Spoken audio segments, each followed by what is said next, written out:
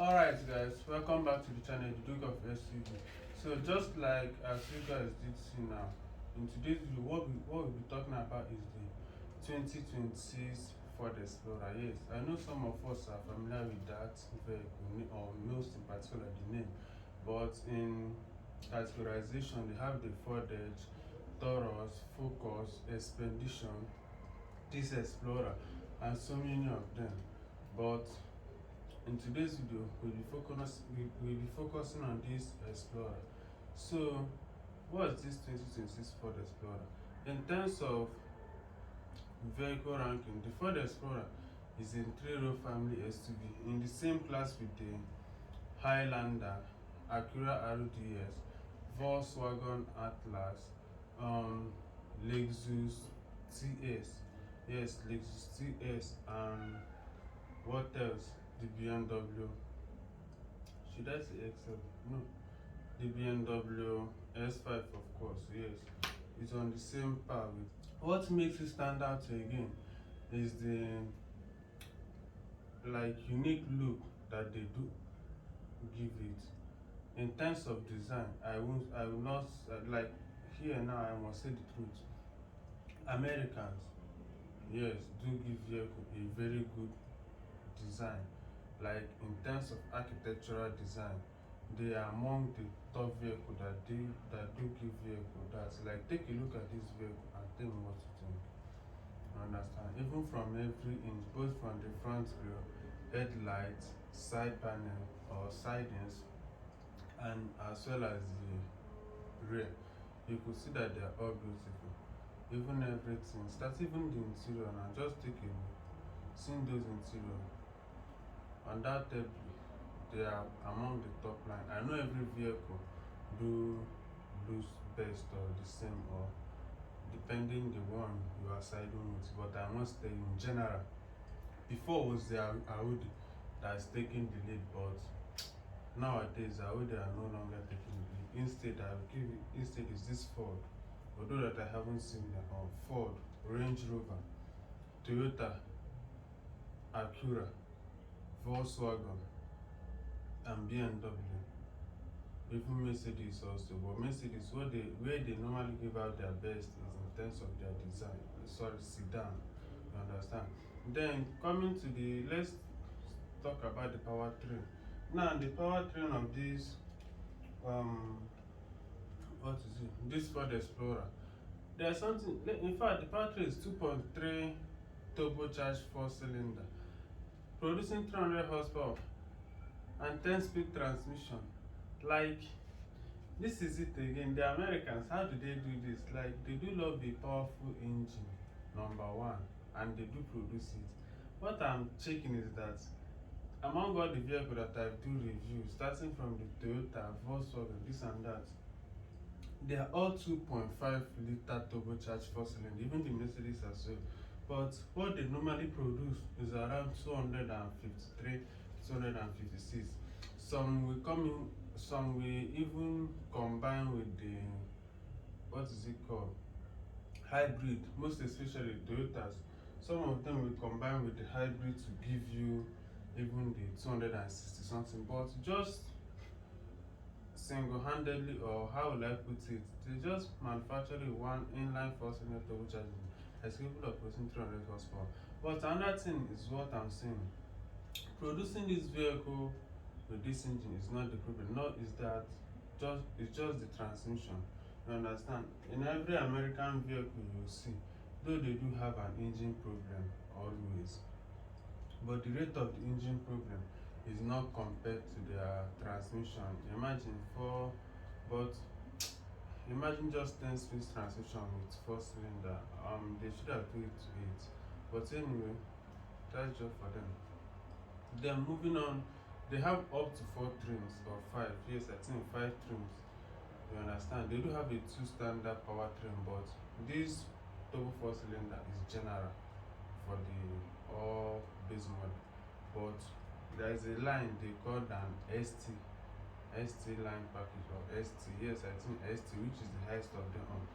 It's only that package or trim will be allowed to have the twin turbocharged V6 engine capable of producing 400 horsepower.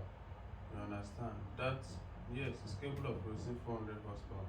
So that's just it. And mainly, standard, you'll be getting a rear wheel drive, not front wheel drive. But if you option for the all wheel drive, it can be fitted into it. But another thing that I want to say about this Ford is that, let's just be going for that, we still say about it. Another thing that I do love about them is just this their design. Honestly, even if you go for the Dremel, the special design in terms of both the rim, like everywhere, the type of design they give to that vehicle is something else. I do love it very very well. Like, honestly, guys, Ford is doing a great job in terms of vehicle design. You understand? Yes, honestly, if I'm asked to say, I would say that in terms of exterior design, before was the Audi, but now I think this thing is taking over now, the Ford. You understand? But okay, seeing the interior of this 2025 Ford Expedition, undoubtedly, it almost looks similar like the Volkswagen and this thing, Toyota. Yes, both it has an digital 12.3 12.3 digital cluster gauge, full-time digital cluster gauge, and 13.2 infotainment screen display. Your heated leather steering wheel, which are 3 spoke, and your multi-controller button on it. No head-up display will be seen on this one. And in terms of technology features, it's kind of lacking behind. Yes, the reason I think maybe if you go for the higher things, you can get those technology for option, but it's not accessible as you think. Yes, it's not that accessible like for the Toyotas. You understand? For this Ford, it's so limited that even just that rear view mirror camera is not there. It's just your normal rear view mirror, and that's what helped and brought those price to about $30 something thousand for those vehicles. No panoramic sunroof, but in terms of interior storage, yes, they do have it. Wireless phone charging is there. Another thing is that their gear knob are not stick shift, is rotary knob. Tri-zone climate control, like his rivals as well. And you do have your 360-degree rear view camera when you go into reverse parking. And I do love how they did this their tri-zone climate control to be controlled. Like, I do love how, like, I just love the interior of this Ford, honestly. Even the stitchings above it is perforated, like color design, even soft touch around everywhere, even your cup holders. Just the vehicle is so much okay to me. You understand? I won't lie. What else I do like? The highest thing that I do love about that vehicle is the dashboard. Yeah, I do love that dashboard. That infotainment cluster, sorry, digital cluster gauge. I do love it so very well. And they say that it's equipped with 6 speaker open and back system. But with option, you can further increase them. Just like I do say, no camera rear view mirror and no panoramic sunroof unless you go for the ST, which is option. Then coming to the second row seat, we can't expect much, just the same as the Highlanders, which you can know that depending on your size will be comfortable or not too comfortable.